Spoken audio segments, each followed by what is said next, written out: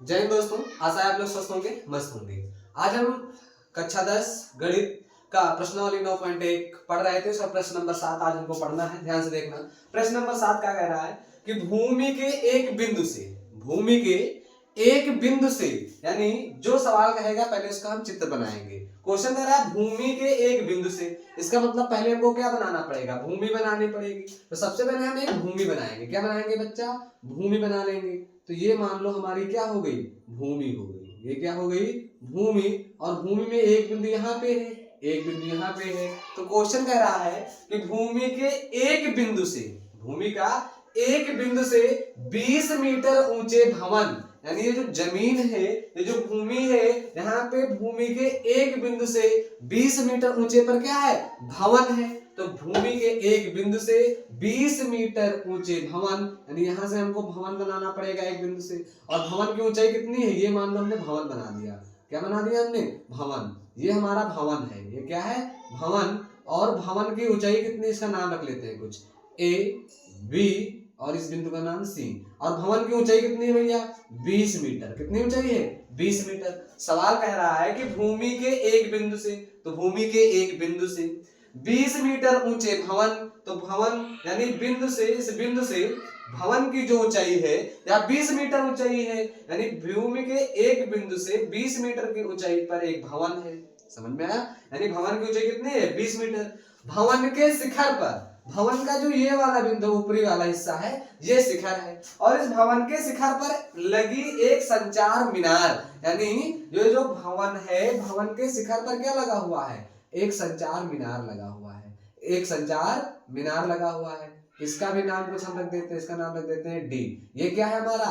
ये संचार मीनार है। संचार मीनार है के तल। अब कह रहा है जो संचार भवन के जो ऊपरी हिस्से पर, भवन के जो शिखर पर लगी एक संचार मीनार, जो ये भवन के शिखर पर संचार मीनार लगी हुई है, इस संचार मीनार के तल, किसकी तल की बात कर रहा है? संचार मीनार के तल।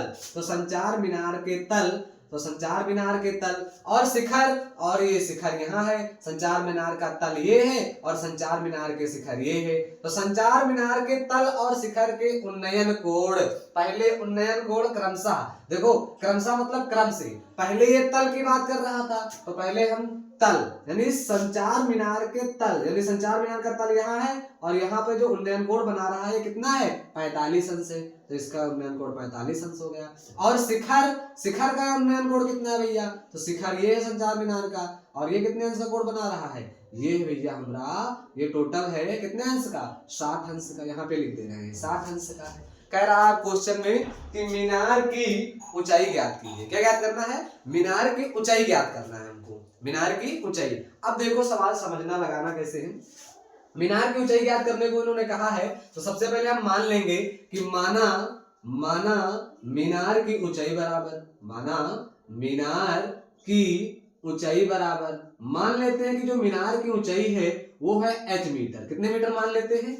h मीटर मीनार की ऊंचाई मान लेते हैं। मीनार की ऊंचाई कितनी मान लिया हमने? h metre. अच्छा अब आप बताओ, मीनार की ऊंचाई h मीटर हो गई, तो मीनार की ऊंचाई है क्या? AD।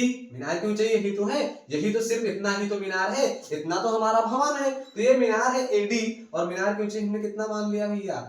h metre. अब जब मीनार की ऊंचाई h मीटर है तो ये मीनार इतना h मीटर है, भवन इतना 20 मीटर है। मीनार इतना h मीटर, भवन इतना 20 मीटर। तो हम तुमसे पूछ ले यदि कि B से लेकर D तक भवन और मीनार दोनों की ऊंचाई कितना होगा? BD बराबर कितना होगा? तो आप बताओगे BD यानी 20 मीटर और h मीटर, भवन और मीनार की ऊंचाई जोड़ देंगे, बस यहाँ से लेकर यहाँ तक टोटल आ जाएगा। तो BD बराबर हमारा हो जाएगा 20 plus h metre, 20 plus h metre, 20 plus h metre, यानी ये टोटल यहाँ से लेकर यहाँ तक जो हमारा है ये है 20 प्लस h मीटर, 20 प्लस यहाँ से यहाँ तक 20 प्लस h मीटर हो गया। बहुत अच्छा। अब देखो इसमें जो हमको फार्मूला लगाना है वो फार्मूला हमने इधर लिख दिया है। जिन लोगों ने नहीं पढ़ा है इसको इतना तैयार कर लेंगे, बस इतने से ही आपका ये चैप्टर अच्छे से तैयार हो जाएगा। तो इस फार्मूलों को जरूर तैयार कर लेना, जो लोग नहीं पढ़े हैं बहुत बढ़िया समझ में आएगा, ध्यान से देखना है। अब मीनार की ऊंचाई ज्ञात करना है बच्चा हमको, तो हमने मान लिया मीनार की ऊंचाई बराबर h मीटर, यहाँ पे 20 मीटर भवन था, h मीटर मीनार, तो टोटल हो गया 20 plus h, 20 plus h metre. अब देखो पहले हम क्या बात करेंगे, यहाँ पे 90 डिग्री कोण बना रहा है, पहले हम बात करेंगे समकोण त्रिभुज ABC की। हम इस त्रिभुज की पहले बात करते हैं, जितने भी हम कर रहे हैं लाइनिंग, इस त्रिभुज की बात करते हैं। तो हम लिखेंगे यहाँ पे क्या लिखेंगे, त्रिभुज ABC में, त्रिभुज ABC में, त्रिभुज ABC में देखेंगे हम तो हम एक फार्मूला लगाएंगे। त्रिभुज ABC में, इधर आप लिख रहे हैं भैया, त्रिभुज ABC की हम बात कर रहे हैं। इस त्रिभुज ABC, सिर्फ इस त्रिभुज की इतने की बात कर रहे हैं। इस त्रिभुज में देखेंगे हमको कैसा फार्मूला लगाना है। देखो हमको कर्ण से मतलब है नहीं, हमको कर्ण से मतलब है नहीं। हम भूमि की पहले भूमि निकालेंगे, इतने कितने मीटर की दूरी है, यहाँ से इस बिंदु से यहाँ तक कितनी दूरी है, ये हमको निकालना है। कर्ण से मतलब है नहीं। थीटा के सामने क्या होता है, लंब। थीटा के सामने क्या होता है, लंब। मतलब 20 मीटर हमारा क्या है, लंब है। और ये BC ये कर्ण हो गया, ये लंब है, तो ये बचा, तो ये हमारा क्या है, आधार।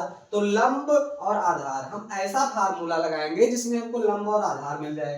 तो ये मिलेगा हमको tan थीटा। इसमें देखेंगे ऐसा फार्मूला लगाना है जिसमें लंब और आधार मिल जाए। tan थीटा में लंब आधार है और काट थीटा में आधार लंब है। अब इन दो फार्मूलों में से हमें जो इच्छा हो वो लगा सकते हैं, दोनों सही माना जाएगा। चाहे आपकी इच्छा हो tan थीटा लगा दो, आपकी इच्छा हो काट थीटा लगा सकते हैं। हम ले रहे हैं tan थीटा। क्या लिखेंगे, tan थीटा। काहे, कर्ण से हमको मतलब है नहीं, कर्ण से हमको निकालना नहीं है, लंब पता है और आधार निकालना ही है। तो ऐसा फार्मूला लेंगे जिसमें लंब और आधार हो जाए। sin थीटा क्यों नहीं लिए, क्योंकि इसमें लंब और कर्ण की बात कर रहा है। हम tan थीटा इसलिए लिए क्योंकि लंब और आधार की बात कर रहा है। tan थीटा बराबर होता है लंब बटे आधार, और यही हमको निकालना है, आधार ही निकालना है, लंब हमको पता है। तो इसलिए हम यहाँ पे लगाएंगे tan थीटा बराबर लंब बटे आधार। ये हमारा tan थीटा हो गया। tan थीटा बराबर लंब बटे आधार। अब tan थीटा, यहाँ पे देखो थीटा ये 60 डिग्री नहीं है इस त्रिभुज में। इस त्रिभुज में उन्नयन कोण बना रहा था 45 डिग्री, तो यहाँ पे थीटा की जगह पे हम रखेंगे 45 डिग्री बराबर लंब। थीटा के सामने वाली भुजा क्या होती है, हमारी लंब होती है। तो यहाँ पर लंब बच्चा कितना है, 20 मीटर बटे आधार। आधार यानी भूमि है, ये कितना है, BC। भूमि क्या है, BC नाम रख देंगे इसका, BC। tan 45। अब आप लोग त्रिकोणमिति मान पढ़े होंगे, नहीं पढ़े हैं, हमने इसका वीडियो बना दिया है, आप लोग जाके देख सकते हैं। त्रिकोणमिति मान आपको अच्छे से तैयार कर लेना है, जो कि पेपर की दृष्टि के लिए दृष्टि से बहुत उपयोगी है। तो इसलिए त्रिकोणमिति मान को आप लोग अच्छे से तैयार कर लेना। tan 45 हम देखेंगे भैया, तो tan 45 का मान होता है 1। तो 1 के बट्टे में 1 लिख देंगे, कोई दिक्कत नहीं है। tan 45 का मान क्या होता है, 1। नहीं याद है तो आज इतना ही याद जाओ कि tan 45 का मान हमारा क्या होता है, 1 होता है। और tan 45 की जगह पे हमने रख दिया 1, बराबर है तो बराबर, 20 है तो 20, बटे है तो बटे, BC है तो BC। अब करेंगे यहाँ पे क्रॉस मल्टीप्लाई। क्या करेंगे, क्रॉस मल्टीप्लाई करेंगे। BC को 1 से गुणा करेंगे तो BC एक कम हमारा हो जाएगा, BC बराबर 20 एक कम क्या होगा, 20। यानी BC बराबर आ गई 20 मीटर। BC क्या हो गया, 20 मीटर। यानी भूमि के इस बिंदु से लेकर इस बिंदु की जो दूरी है ये 20 मीटर हो। कितनी है, 20 मीटर की दूरी है। समझ में आ गया। ये भूमि यानी भूमि की दोनों बिंदुओं के बीच की दूरी कितनी है, 20 मीटर है। अब हम क्या बात करेंगे, अब हम इस त्रिभुज की बात करेंगे, पूरे ये बड़ा वाला त्रिभुज आप लोग देख रहे हैं जिसपे हम पेन मार्कर चला रहे हैं अपनी, ये पूरे त्रिभुज की, बड़े वाले त्रिभुज की बात कर रहे हैं, ध्यान से देखना। तो हम लिखेंगे त्रिभुज BDC या BCD में, यहाँ पे लिखेंगे क्या, त्रिभुज BCD में, BCD में। हम त्रिभुज BCD की बात कर रहे हैं, BCD इस बड़े वाले त्रिभुज की। देखो ये 90 अंश के सामने ये कर्ण है, कर्ण से हमसे कोई मतलब नहीं है, ना ही कर्ण हमको लिखना है। कर्ण को हम छोड़ देंगे यहाँ पे फिलहाल के लिए, कर्ण से मतलब नहीं है। तो ये पूरा कोण थीटा है और ये 60 डिग्री है। कितने डिग्री दिया हुआ है, टोटल 60 डिग्री यहाँ पे हमने लिख दिया है। यहाँ से लेकर यहाँ तक 60 डिग्री है। थीटा के सामने वाली भुजा लंब होती है। अब ये लंब हमारी पूरी है, B से लेकर D तक पूरा लंब है, B से लेकर D तक पूरा लंब है। और ये पूरी दूरी है कितनी, ये 20 मीटर भवन था, H मीटर मीनार था, तो 20 प्लस H टोटल दूरी है। थीटा के सामने लंब और आधार पता है। फिर हम ऐसा सूत्र लगाएंगे जिसका संबंध लंब और आधार से हो। तो लंब और आधार अब अपने इस फार्मूला में आएंगे, ये जरूर याद कर लेना, इसी से पूरा अभ्यास आपका लग जाएगा। सिर्फ आप लोग इतना याद कर ले, त्रिकोणमिति का मान याद कर ले, आपके लिए चैप्टर हलवा हो जाएगा। तो देखिए लंब और आधार की हम बात करेंगे, तो लंब और आधार देखिए tan tan का संबंध लंब आधार से है, काट का संबंध है। अब आपको जो इच्छा हो, आपकी इच्छा tan थीटा लगाना चाहते हो लंब बटे आधार लिख दीजिए, काट थीटा बराबर आधार बटे लंब ये भी आप लिख सकते हैं, दोनों सही माना जाएगा। तो हम लिख रहे हैं tan थीटा बराबर क्या लिखेंगे हम, tan थीटा बराबर लंब बटे में आधार, लंब बटे में आधार इधर लगा रहे हैं, देखिएगा tan थीटा, tan है तो tan। अब यहाँ पे बड़े त्रिभुज की बात कर रहे थे तो यहाँ पे थीटा कितने डिग्री था भैया, 60 डिग्री था। यहाँ पे थीटा कितने डिग्री है, 60 डिग्री है। तो tan थीटा के जगह पर रख देंगे 60 डिग्री बराबर लंब, लंब कितना है भैया, अब देखो हम फिर से बता रहे हैं, ये बड़े वाले त्रिभुज में यहाँ से लेकर यहाँ तक टोटल लंब है, इसमें दो लोग हैं, एक भवन है एक मीनार है। ये भवन 20 मीटर है और मीनार h मीटर है, दोनों को जोड़ देंगे तब हो जाएगा 20 प्लस h, यानी लंब हमारा है 20 प्लस h मीटर बटे आधार, आधार हमारा ये BC है, भूमि है, और भूमि अभी हमने निकाल लिया है, दोनों बिंदु के बीच की दूरी, भूमि के दोनों बिंदु के बीच की दूरी हमने अभी निकाला है। BC बराबर कितने मीटर आया है भैया, 20 मीटर आया है, तो BC की जगह पे हम रख देंगे 20 मीटर। अब आपको tan 60 का मान पता होना चाहिए, जिनको नहीं याद है तुरंत याद कर ले कि tan 60 का मान बच्चा क्या होता है, तुरंत याद कर लीजिए tan 60 का मान, tan 60 का मान होता है √3, क्या होता है √3, तो हम लिख देंगे √3 बटे में 1 लगाना कोई दिक्कत नहीं है, बटे बराबर 20 प्लस h, बटा है तो बटा, 20 है तो 20, यहाँ पे हम फिर करेंगे क्रॉस मल्टीप्लाई, वज्र गुणनखंड करेंगे। अब देखो पहले 20 प्लस h को 1 से गुणा कर देगा है तो 20 एकम 20 प्लस है तो प्लस, h का 1 से करेंगे तो h एकम h, बराबर है तो बराबर, 20 को √3 से गुणा करेंगे तो हो जाएगा 20√3, इसके पहले कोई निशान नहीं है तो प्लस है। अब देखो 20 बराबर के इधर प्लस में है, जब इसको बराबर के उधर ले जाएंगे तो किसमें हो जाएगा, माइनस में हो जाएगा, किसमें हो जाएगा, माइनस में हो जाएगा।